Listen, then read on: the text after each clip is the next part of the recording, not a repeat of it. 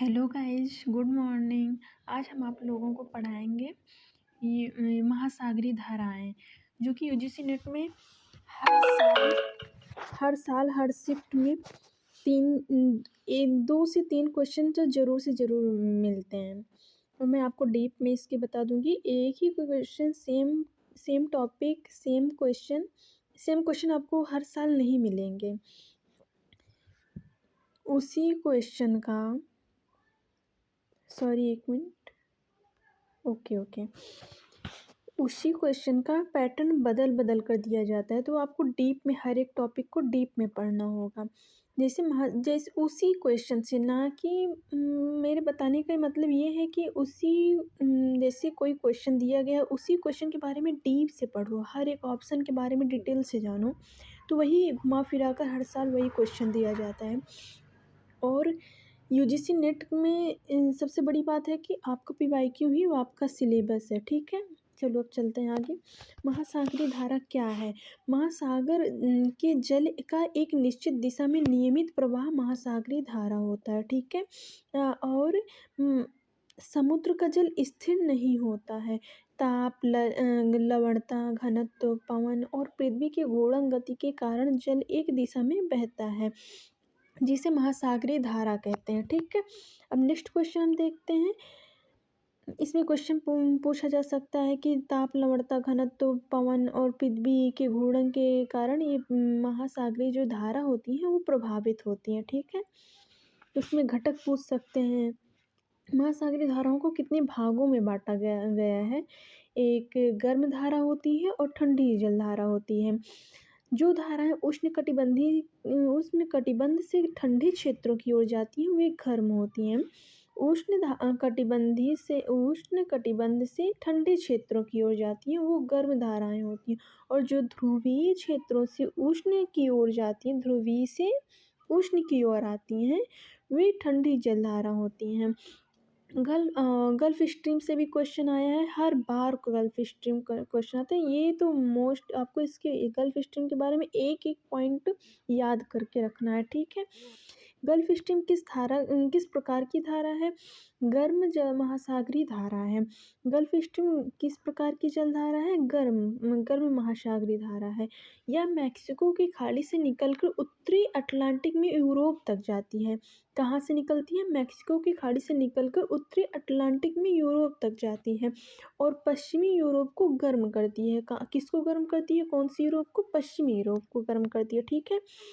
Next देखते हैं, gulf stream का यूरोप की जलवायु पर क्या प्रभाव पड़ता है? तापमान को सामान्य बनाए रखती है, ठीक है। गल्फ स्ट्रीम यूरोप की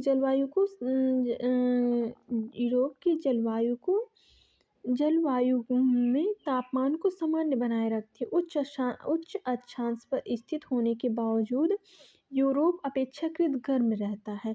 इसका मुख्य कारण क्या है गर्म होने का? गल्फ स्ट्रीम महासागरीय धारा। कैनरी धारा किस महासागर में बहती है? अब ये बताना है। कैनरी अटलांटिक महासागर में बहती है। कैनरी धारा अटलांटिक महासागर में बहती है, ठीक है। उत्तरी पश्चिमी अफ्रीका के तट के साथ बहने वाली ठंडी धारा। कैनरी धारा कैसी धारा होती है? ठंडी धारा होती है। ये मैच करने के लिए क्वेश्चन आता है। कैनरी धारा कैसी धारा है? ठंडी धारा है। यह कहाँ पे ये बहती है? अटलांटिक महासागर में। ठंडी धाराएं सामान्यतः क्या प्रभाव डालती हैं? वर्षा में कमी करती हैं। ठंडी धाराएं सामान्यतः क्या प्रभाव डालती हैं? वर्षा में कमी करती हैं। ठंडी धाराएं वायुमंडल को स्थिर करती हैं, जिससे बादल नहीं बनते और मरुस्थलीय परिस्थितियां विकसित होती हैं। नेक्स्ट देखते हैं, पेरू धारा किस तट के साथ बहती है? दक्षिण अमेरिका के पश्चिमी तट पर। पेरू कहाँ पर बहती है? दक्षिण अमेरिका के पश्चिमी तट पर। यह ठंडी धारा है जो चिली और पेरू के तटों को शुष्क बनाती है। कौन कौन से तटों को शुष्क बनाती है? चिली और पेरू के तट को शुष्क बनाती है। और कैसी है? तो पेरू हमबोल्ट ये कैसी धारा है? ठंडी धारा है। अटाकामा मरुस्थल के निर्माण का मुख्य कारण क्या है? अटाकामा मरुस्थल के निर्माण का मुख्य कारण क्या है? ये पेरू हम्बोल्ट ठंडी धारा का इसका मुख्य कारण है। ठंडी धारा के कारण वर्षा नहीं हो पाती है। जब ठंडी धारा होगी तो बादल बनेंगे नहीं तो वर्षा कहाँ से होगी, जिससे यह विश्व का सबसे शुष्क मरुस्थल बना है। अभी आप इससे क्वेश्चन पूछा जाएगा मिलान करने के लिए, अटाकामा मरुस्थल कैसा मरुस्थल है, ठंडी धारा से ठंडा मरुस्थल है, शुष्क और ठंडा मरुस्थल है। इसका निर्माण कैसे होता है, पेरी हम्बोल्ट ठंडी धारा की वजह से इसका निर्माण होता है। अल नीनो किससे संबंधित है, अल नीनो पेरू धारा के कमजोर पड़ने से El El Nino El Nino El Nino फैल जाता है। ये कैसे अल नीनो कैसी है, पेरू धारा के कमजोर पड़ने से अल नीनो होती है। अल नीना के समय ठंडी पेरू धारा कमजोर हो जाती है और गर्म जल पूर्वी प्रशांत में फैल जाता है। एल नीनो के समय ठंडी पेरू धारा कमजोर हो जाती है तो गर्म एल नीनो कैसी धारा कैसे होता है, गर्म जल पूर्वी प्रशांत में फैल जाता है। एल नीनो का प्रभाव भारत पर क्या पड़ता है, मानसून कमजोर पड़ जाता है। एल नीनो वैश्विक वायु संचलन को प्रभावित करता है जिससे भारत में सूखा पड़ सकता है। क्या होता है, भारत में सूखा पड़ सकता है। एक ठंडी जलधारा है एल नीनो, और ला नीनो गर्म जलधाराएं होती हैं, और ला लीना पेरू धारा का अत्यधिक सशक्त होना है, पेरू धारा का अत्यधिक सशक्त होना है। ठीक है, इसमें ठंडा जल अधिक फैलता है जिससे मानसून मजबूत होता है। क्या होता है, इसमें ठंडा जल अधिक फैलता है, मानसून मजबूत होता है। ला नीना में पेरू धारा का अत्यधिक सशक्त होना ला नीना कहलाता है। मानसून मजबूत होता है, ठंडी जल अधिक फैलता है। कुरेशियो धारा किस महासागर में, प्रशांत महासागर में कुरेशियो धारा बहती है। यह जापान के तट के पास बहने वाली गर्म धारा है। कैसी धारा है, कहाँ पे होती है ये, जापान के तट के पास बहने वाली गर्म धारा है। कुरेशियो कैसी धारा है, गर्म धारा, और ये कहाँ पर पाई जाती है, प्रशांत महासागर में। ठीक है, कुरेशियो धारा को क्या कहा जाता है, कुरेशियो प्रशांत की गल्फ स्ट्रीम कहा जाता है। कुरेशियो को क्या कहा जाता है, कुरेशियो कैसी धाराएं हैं, गर्म धाराएं हैं, और ये कहाँ पर पाई जाती है, प्रशांत महासागर में, और इसको प्रशांत का गल्फ स्ट्रीम भी कहा जाता है क्योंकि इसका प्रभाव गल्फ स्ट्रीम जैसा ही है।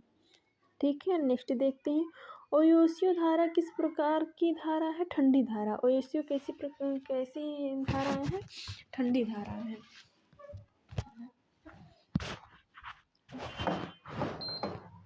ओयोसियो धारा किस प्रकार की धारा है, ठंडी धारा है। यह साइबेरिया से जापान की ओर जाती है। कहाँ से कहाँ तक जाती है, साइबेरिया से जापान की ओर जाती है।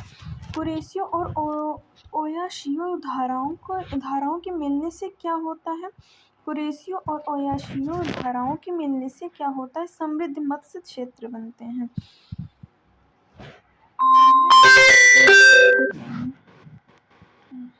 ओयोसियो धारा किस प्रकार की धारा है, ठंडी धारा है। यह साइबेरिया से जापान की ओर जाती है। ठीक है, कुरेशियो और ओयाशियो धाराओं के मिलने से क्या होता है, कुरेशियो कैसी धारा है, मैंने आपको बताया था गर्म धारा है, और ओयाशियो ठंडी जल धारा है।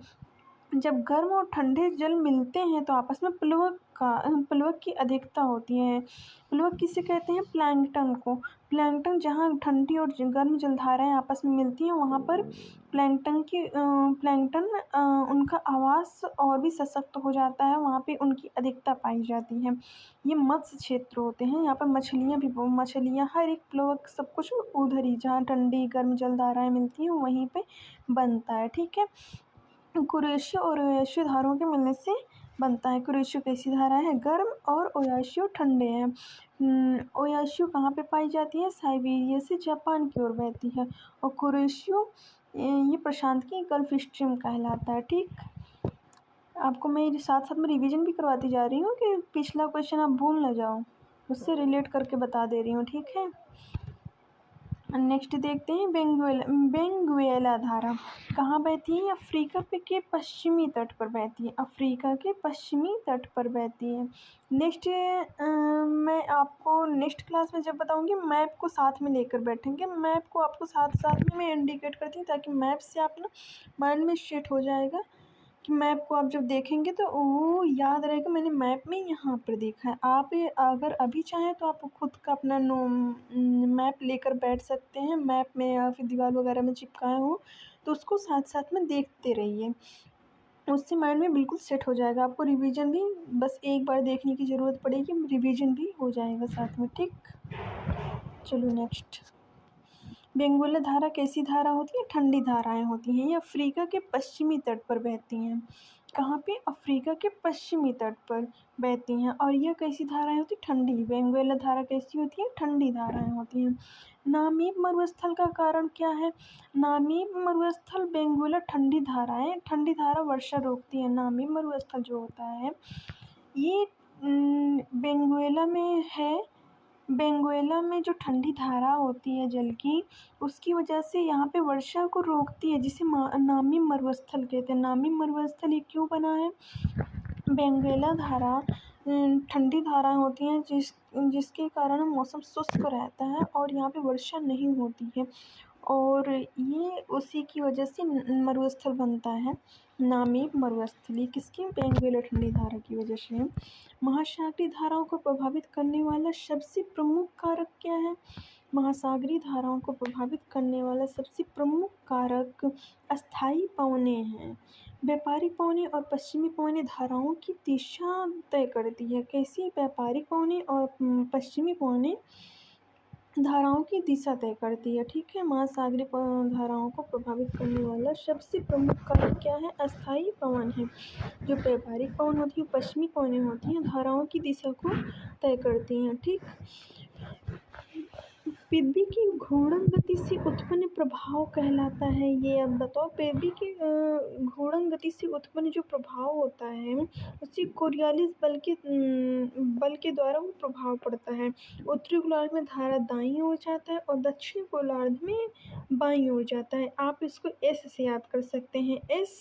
एस का उत्तरी गोलार्ध में दाईं ओर और दक्षिणी गोलार्ध में बाईं ओर। ठीक, कोरियालिस बल का प्रभाव भूमध्य रेखा पर क्यों नहीं होता है? कोरियोलिस बल का प्रभाव भूमध्य रेखा पर क्यों नहीं होता है? क्योंकि घूर्णन वेग शून्य होता है। कोरियोलिस बल को भूमध्य रेखा पर कोई प्रभाव नहीं पड़ता है। क्यों?